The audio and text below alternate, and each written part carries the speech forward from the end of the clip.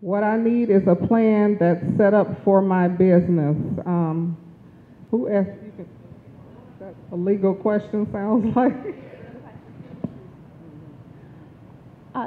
That we would, if you apply to the clinic, that would be a matter that we could probably help with, depending on the specifics of what you actually need done. But if it's like drafting a contract or something, so your employees can't go to a competing business or something, then that would be something that we could help draft.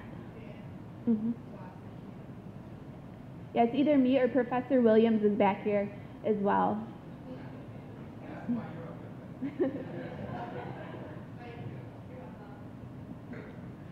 As an established nonprofit professional, do you know of any resources and listings other than face-to-face networking for marketing myself as a contractor? Nice question. I bet several partners want to respond to that. You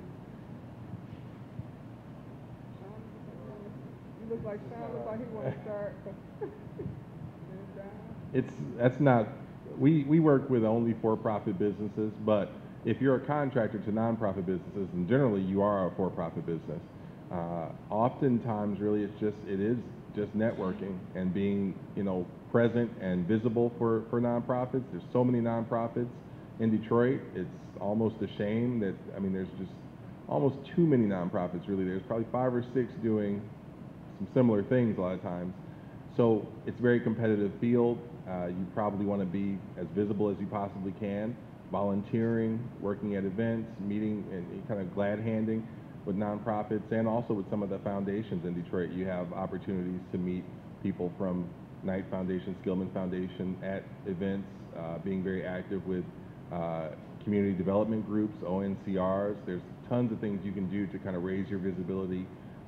Really, one of the best ways to get work, even if you're a contractor or a consultant in any for-profit business, is to give away advice or give away some level of consulting. If you have a web page, put some YouTube content out there, put some advice, talk about what you're an expert at, and have people recognize you as the expert, and you tend to percolate to the top of people's short lists for consulting opportunities. Anyone else have any?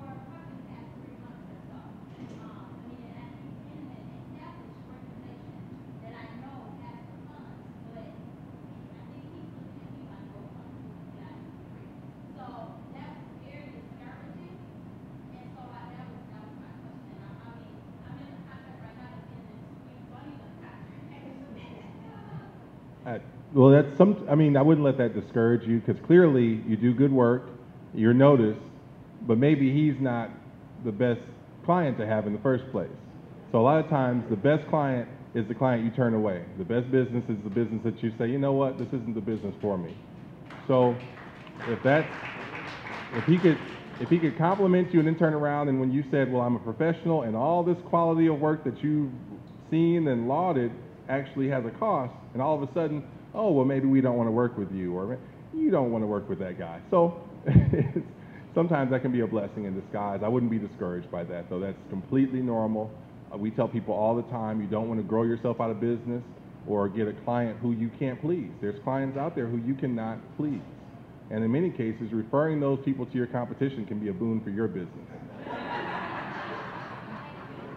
problem. The only comment I had, in addition to Sean, pretty well covered it, but I would suggest that a nonprofit, and there's really no difference between a nonprofit and a profit when it comes to finding business and marketing themselves. So a good marketing plan is always something every business needs, whether it's a nonprofit or a for-profit business.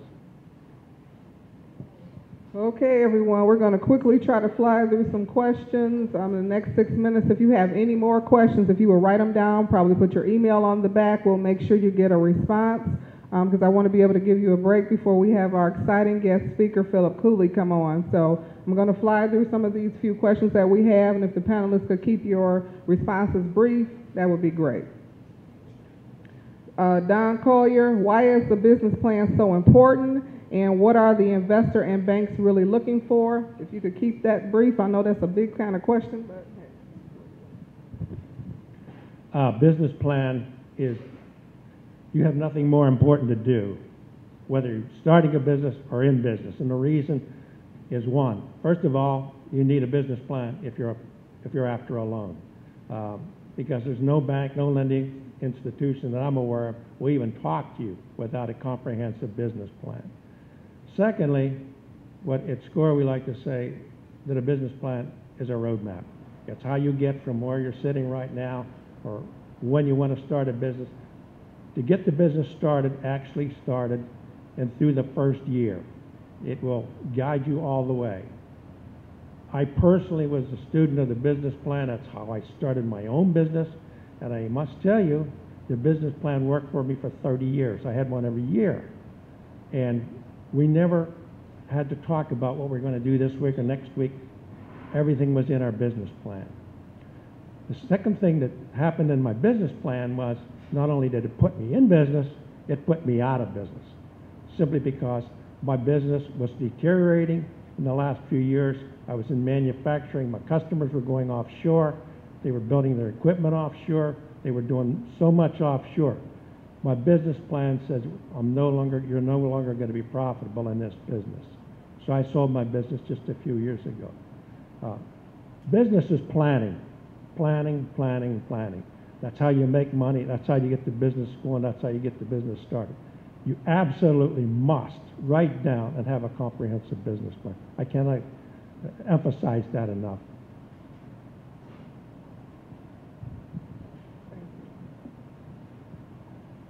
I would like to comment on the business plan and tell you how important it is. As a previous banker and as the current loan officer for CEED, it's very important that you be able to tell us what is going on in your business.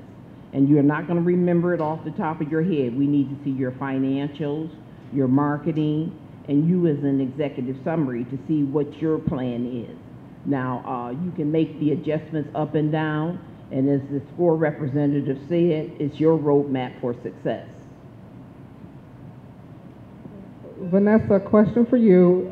Can you direct or do you know someone who has been convicted of a felony to other agencies who help with small businesses?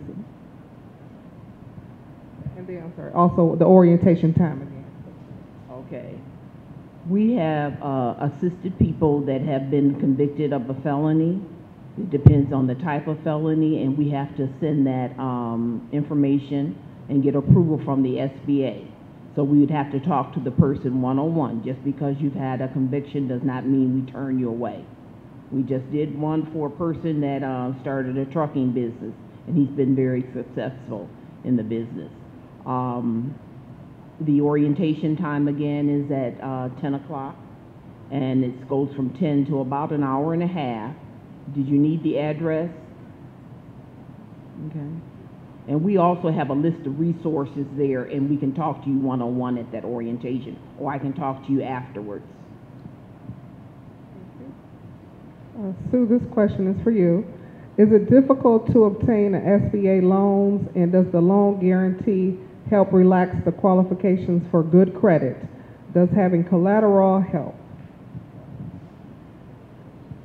Okay, if you're applying for a loan at a bank, the ideal situation is that you qualify for that loan conventionally.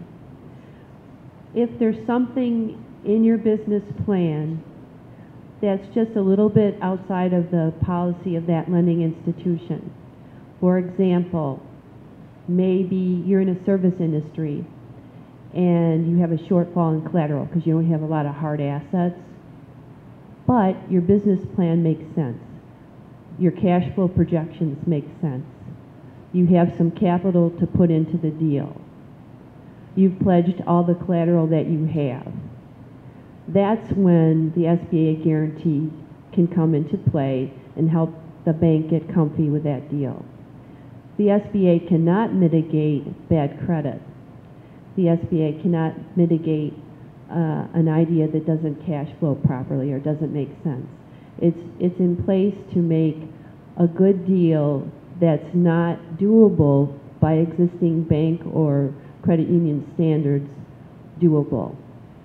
But it's just outside the perimeter of the bank parameters. It's not way out here like if you have a poor credit history or a tax lien or something like that. We can't overcome that. Does that answer the question? What was your? Did that answer the question? Because we have another panelist going to speak. Vanessa? One of the things I want to mention is that we do work with people that have challenges with credit. Now, we're not looking for that 725 credit score.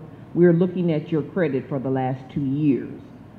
If you've had a bankruptcy, as long as the bankruptcy has been discharged, you don't have to wait 7 years to come in and apply for a loan. If you have a tax lien, as long as you have made arrangements and made 3 payments, you can come in and talk about a loan. So don't let that defer you from coming in. This question may be for Betsy. Nancy. I'm sorry, I didn't mean to exclude the microloan program. Their program is not under the same constraints as the loan guarantee programs that we provide to banks. And that's why it's a great program for alternative financing. Betsy, what is the biggest difference between an LLC and a sole proprietorship? This may be something that will be discussed this Wednesday when the law school will be presenting. We have like 3 minutes to kind of wrap up the questions and move forward. And so if you want to give a brief response. The big difference between a sole proprietorship and an LLC, pretty briefly, has to do with liability. If you're a sole proprietorship and something happens to your company, they can go after you personally for to compensate them. But if you're an LLC, you have a protection and they can't go after you personally. There's also a difference based on how you're taxed as well. I do want to mention that we do require personal guarantee too on our loan, so we would be able to go both ways with you. Really quickly, insurance is going to be the best way to mitigate liability still. If you call yourself an LLC and you don't really have that structure in place, if it's just you, you're really more than likely going to be viewed as a sole proprietorship in some instances, so I'd be cautious with that. Speaking of insurance, Wednesday we'll have someone here talking about business insurance and other liability business, so hopefully you'll be with us. The final question is specific about, do you know of any other space resources in Detroit where entrepreneurs can work on their business plan, desk computer, print, etc.? What type of fee is associated with such spaces? In regards to Milwaukee Junction, I have my business card, and whoever wrote the question, I'm more than willing to talk to you during the break or afterwards. There's also Tech Town, and then there's Midtown, Detroit Inc. So there's quite a few places where businesses can go and utilize the space to do their work. With that being said, we're going to close the Q&A part. If you do have any questions, by all means write them. Please put your email on the back and we'll get a response back to you. Thanks to the panelists. It's important to have consultants to advise you as you're moving forward.